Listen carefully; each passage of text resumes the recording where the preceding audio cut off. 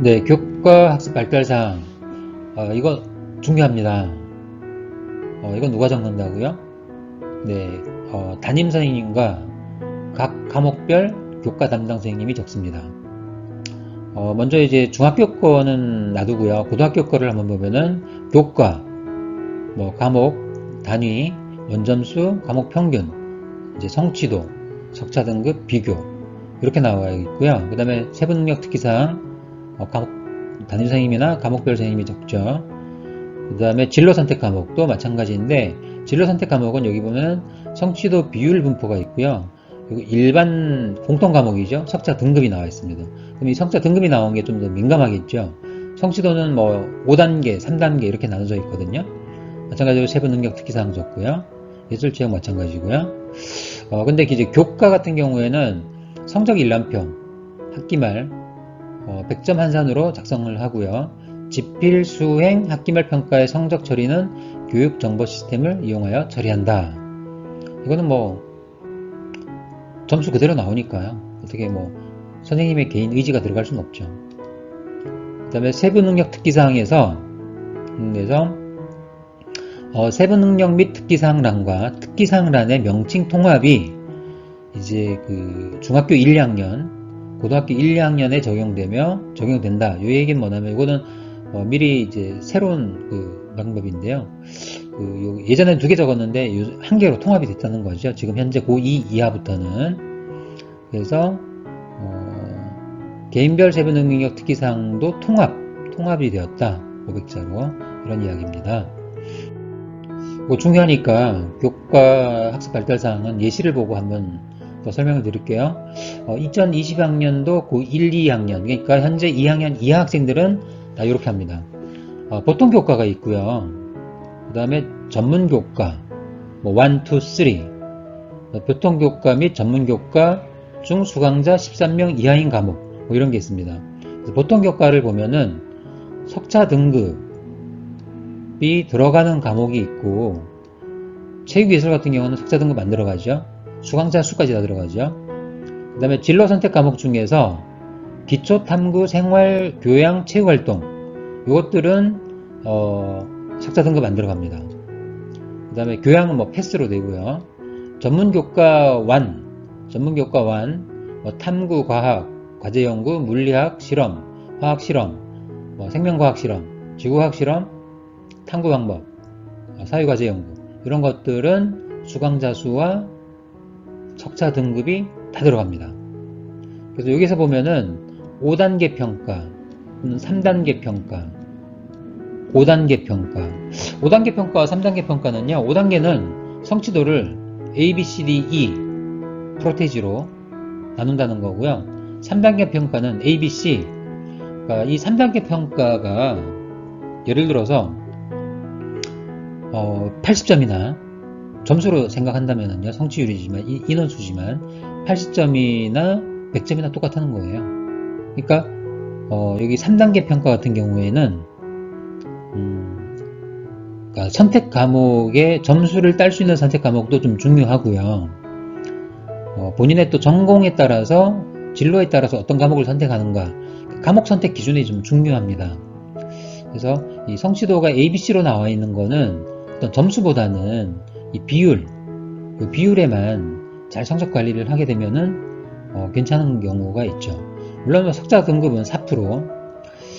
근데 여기 석자 등급 같은 경우에 나오는 거 있죠. 이거는 상당한 좀 민감한 건데 예를 들어서 4%면은 100명 중에 4명이잖아요. 그러면 초등학교 기준으로 한다 그러면은 초등학교 한 반에 한 25명 정도 되죠.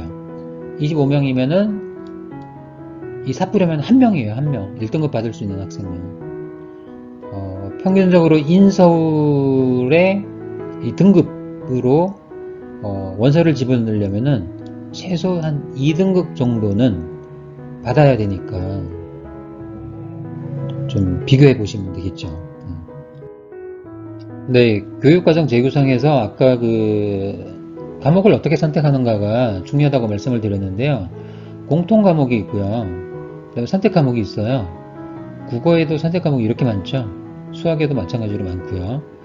이 공통 과목은 고등학교 1학년에 들어가면은 공통적으로 해야 될 과목이고, 일반 선택과 진로 선택은 이제 고2, 고3 때, 고3 1학기까지 선택 과목을 선택하는데, 본인 그 전공 선택에 따라서 이 과목 선택이 상당히 중요한데, 우리 아이들이 이제 1학년 때 진로 선택이 안 돼 있으면은 이거 선택 과목 선택하기 어렵죠.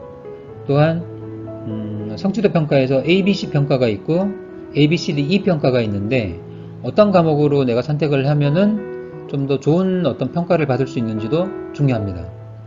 제가 어떤 그 다른 영상에서 말씀드린 것 같은데, 2022년도부터 이제 시범적인 고교 학점제가 일부 학교에서 시행이 되고요. 2025학년도부터는 전면적인 고교 학점제가 시행이 됩니다. 근데요, 고교 학점제가 시행이 되잖아요. 수능에서는 이 진로 선택 과목에 대한해서 그 수능 문제를 낼 수가 없어요. 학생들마다 다 다양하게 선택을 하는데 어떻게 수능 문제를 거기서 냅니까? 그러면은 이 공통 과목에서만 수능 문제를 낼 수밖에 없죠. 그러면은 수능에 대한 변별력이 떨어진다는 거죠. 그래서 2025년도부터는 수능이 절대평가로 갈 수 있다, 이런 이야기가 됩니다. 이런 부분을 좀 생각을 하고 우리 학생들이 진로 선택을 종합전형으로 간다 그러면은 진로 선택을 고1 때부터 좀 해야 되는 부분이 아주 중요합니다. 이것도 좀 중요하기 때문에 제가 예시를 한번 보면요, 과목별 성적 일람표를 보면은 요거 이제 보통 교과죠. 그 다음에 국어과, 그러니까 반영 비율 지필 60, 수행 40, 그렇게 해서 석차 등급이 나옵니다. 1등급, 5등급 이렇게. 그 다음에 석차 4등, 532명 중에 4등, 532명 중에 273, 3등. 그러니까 이런 보통 교과, 이거 상당히 중요합니다. 성취도는 뭐 A, B 프로테이지로 하는 거니까요. 다음을 보면은요, 상업 경제죠. 상업, 이거는 전문 교과죠. 전문 교과. 전문 교과니까 그냥 성취도 A에서 C 프로테이지. A가 몇 프로입니까? 약 한 30% 정도 되죠. B도 30%, C도 30%. 그러니까 30% 안에 드는 거, 꼭 100점 맞을 필요 없이 30% 안에 들면 되는 겁니다. 이런 부분들은. 또한 보면은 진로 선택 과목이죠. 이거는 진로 선택 과목. 실용 국어, 이것도 성취, 수강자 성취도 평가만 합니다. 마찬가지로 A, B, C 평가죠. A, B, C 평가. 여기는 분포 비율이 이렇게 나와 있네요. 네. 그래서 이런 선택을 하는 게 학생부 종합전형을 준비하는 학생들한테는 상당히 중요한 겁니다. 학생부 종합전형, 학생부 교과전형, 그 다음에 수능이 있는데, 일반고 학생들은 학생부 교과와 학생부 종합을 준비하는 게 맞다고 봅니다. 네. 네, 여기서 조금 더 한번 보면은요, 성취도 평가를 A, B, C, D, E까지 평가하는 과목이 있고 A, B, C 평가하는 과목이 있습니다. 아까 보셨지만 요거 한 30%, 40%, 30% 정도 되거든요. 그러면은 뭐 이러한, 예를 들어서 A, B, C 체육기술, 기초탐구생활, 진로선택 공동과목, 그 다음에 진로선택 1에서 융합과학탐구, 과학과제연구, 물리학실험, 이런 거는 100점이 아니라 70점도 A등급이니까요. 그렇게 공부를 하면 되는 거죠. 그리고 A, B, C, D, E, 요거는 좀 더 세밀하게 평가를 하니까 과목으로 보면은 공동과목, 일반선택 과목, 공동과목, 일반선택 과목, 일반선택 과목. 일반선택 과목, 1학년, 일반선택 과목은 거의 ABC 2로 평가를 한다, 이렇게 하시면 되고, 전문교과 1, 2 전체 과목, 이것도 ABC 2로, D2로 평가한다. 요거 과목은 학교에 들어가면 각 학교별로 과목이 조금 차이가 있을 수도 있어요.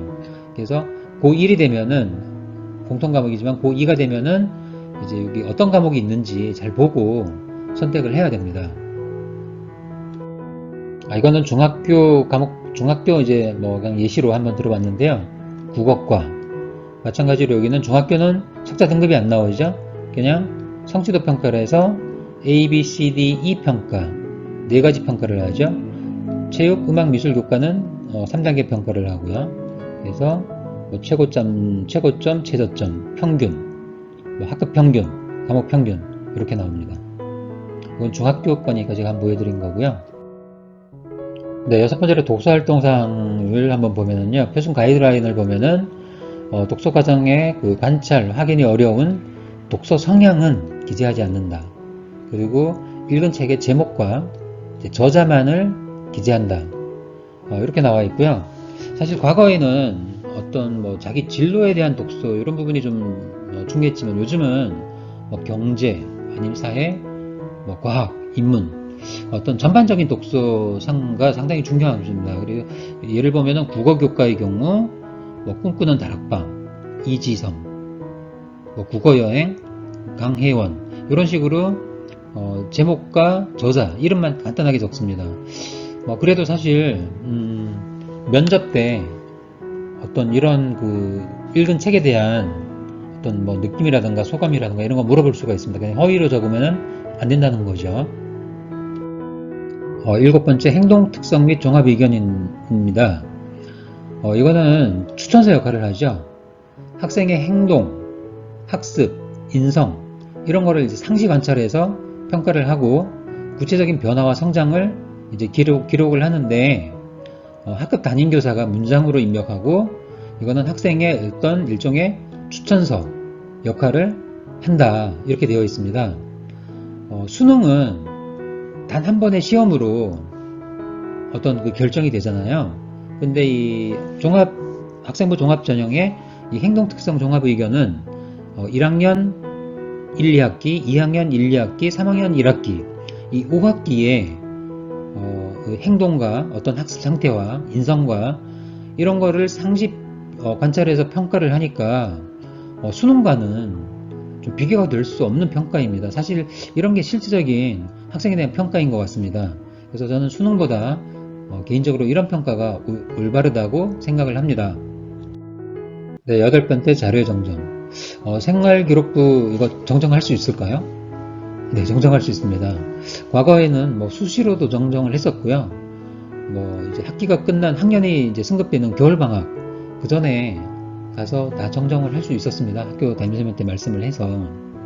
근데 여기 종합전형과 이렇게 여러 가지 좀 문제가 생기면서 지금은 학교의 학년도는 초중 뭐 법에 따라 3월 1일부터 시작하여 다음해 2월 말까지로 하며 내 학년이 종료된 이후에는 해당 학년도 이전의 생활기록부 입력 자료에 대한 정정은 원칙적으로 금지한다. 예, 정정을 금지하는 것을 원칙적으로 하고 있습니다. 근데 정정을 하는 경우는 뭐 인적사항, 뭐 출결과 진로 희망사항, 창의적 체험활동 이런 사항인데 뭐 오류 내용은 중복 학년 학년 자료가 중복이 되었다. 중복 자료 삭제한다.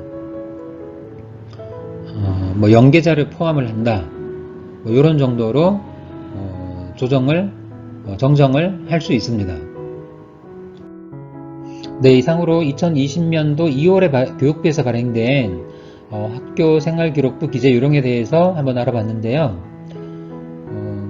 사실 뭐 중학교에서도 생활기록부를 작성하고 고등학교에서는 이 학생부 종합전형에 상당한 영향을 미치기 때문에 생활기록부는 중요합니다.